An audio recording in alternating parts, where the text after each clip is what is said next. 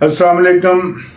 Tarak Javed Punjab poultry association के channel से। और कल हमने एक सिलसिला शुरू किया था पाकिस्तान पोल्ट्री एसोसिएशन के उन मेंबरान के नाम लेने का, उनकी याद दिलाने का कि ये लोग भी पाकिस्तान पोल्ट्री एसोसिएशन के मेंबर्स हैं, देरीना मेंबर्स हैं, पाकिस्तान पोल्ट्री एसोसिएशन के लिए काम करते आ रहे हैं।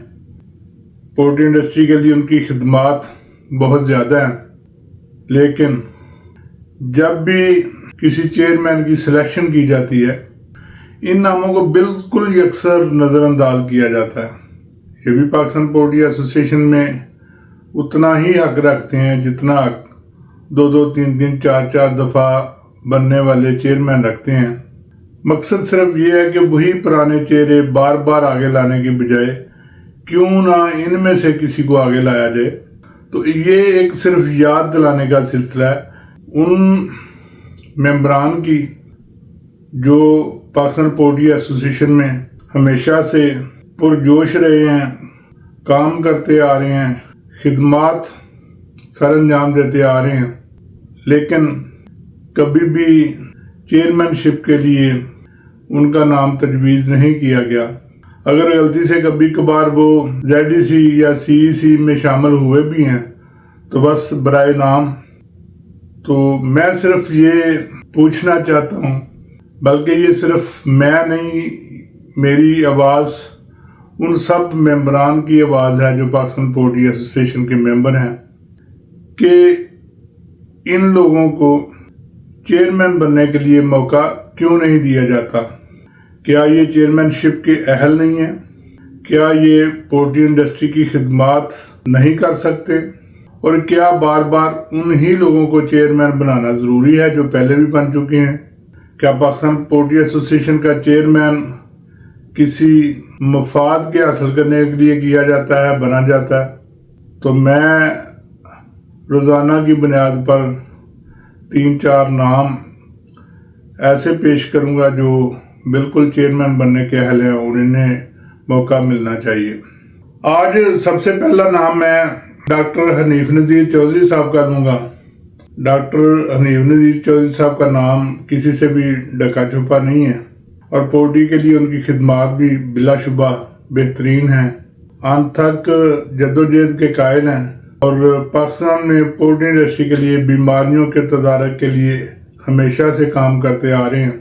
एक वसी तजर्बा रखते हैं, मीटिंग में शरीक होते हैं और जहाँ भी उनकी ज़रूरत हो वो सबसे पहले पहुँचते हैं। तो क्या डॉक्टर हनीफ नज़ीर चौधरी साहब को इस का अहल समझा जा सकता है कि उनके ज़िम्मे पाकिस्तान पोल्ट्री एसोसिएशन के चेयरमैन या वाइस चेयरमैन की खिदमात लगाई जाए? और अगर लगाती जाती हैं तो लगाई जाती हैं तो क्या वो उन्हें पूरा करेंगे? अरबाब इख्तियार से सवाल है, गौर कीजिए।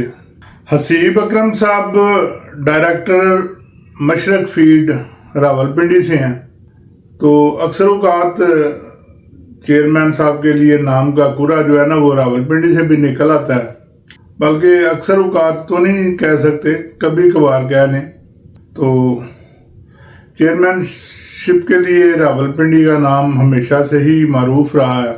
बहुत सारे चेयरमैन रावलपिंडी से मुंतखब होते आए हैं और उसमें डॉक्टर सादिक साहब और डॉक्टर अमजद साहब, डॉक्टर असलम साहब, फरोज साहब, ये एक नुमायाँ अहमियत के हामिल हैं। इसके अलावा भी बहुत सारे लोग रावलपिंडी से, अब्बासी साहब हैं, दूसरे हैं, वो शामिल रहे हैं।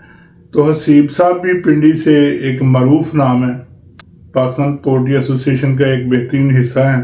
क्या उन्हें ये अहल समझा जा सकता है कि वो पाकिस्तान पोल्ट्री एसोसिएशन की चेयरमैनशिप या वाइस चेयरमैनशिप वो संभालें? अभी हम चेयरमैन की बात नहीं करते, हम वाइस चेयरमैन की बात करते हैं कि चलें वो सिंध का हिस्सा है, वो है, ये है, जो भी है, और ये लोग नए हैं, पहले इन्हें वाइस चेयरमैन बनना चाहिए, उसके बाद फिर ये जाके चेयरमैन के लिए बेहतर सिलेक्शन जो है ना वो हो सकेंगे।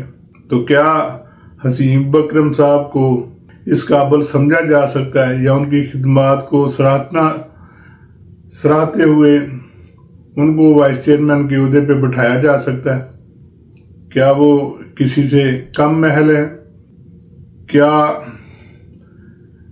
ایک پرانے چہرے کو جو پہلے بھی 2-3-4 دفعہ بن چکا ہوگا، کیا اس کا مقابلہ جو ہے وہ حسیب اکرم صاحب سے کیا جا سکتا ہے؟ پولٹری انڈسٹری کی نمایاں ترقی کے لیے، بہترین خدمات کے لیے اور ایک نئے ولولے کے ساتھ حسیب اکرم صاحب کو وائس چیئرمین کی جگہ دی جا سکتی ہے۔ میں بات کروں گا فیصل فیڈ کے CEO ڈاکٹر فیصل صاحب کی۔ تو ڈاکٹر فیصل صاحب کو کون نہیں جانتا، ان کی عقل و دانش سے کون واقف نہیں ہے؟ کیا وہ پولٹری انڈسٹری کی خدمت کے لیے وائس چیئرمین نامزد ہو سکتے ہیں، سلیکٹ ہو سکتے ہیں؟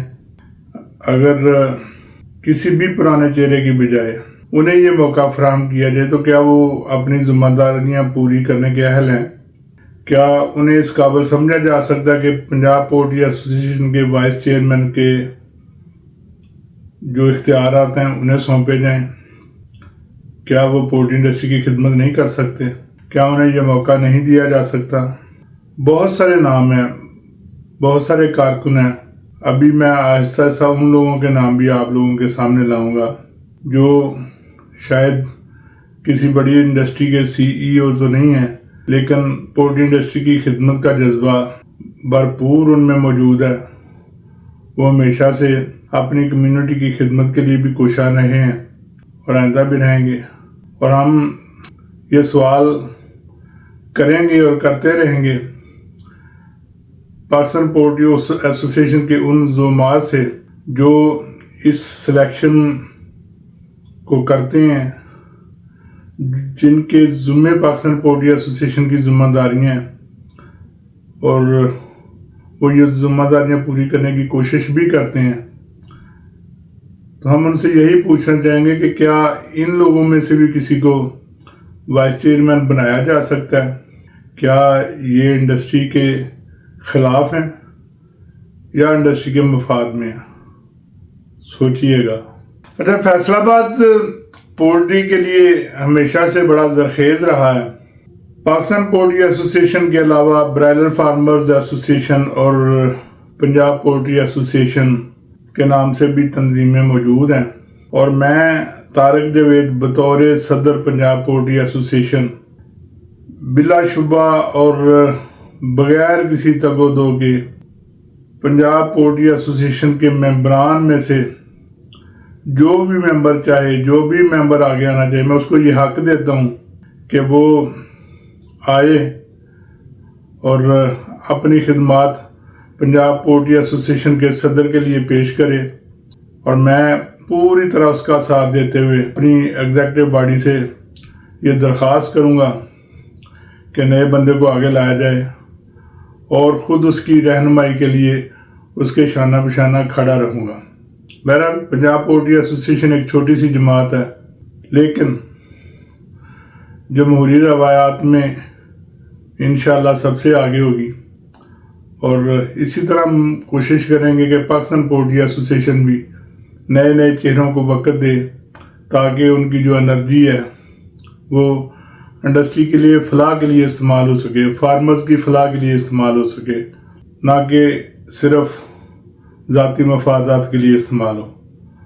کل انشاءاللہ نئے نام پیش کریں گے، نئے سوال کریں گے۔ کل تک کے لیے اجازت دیں۔ اللہ حافظ۔ پاکستان ہمیشہ زندہ باد۔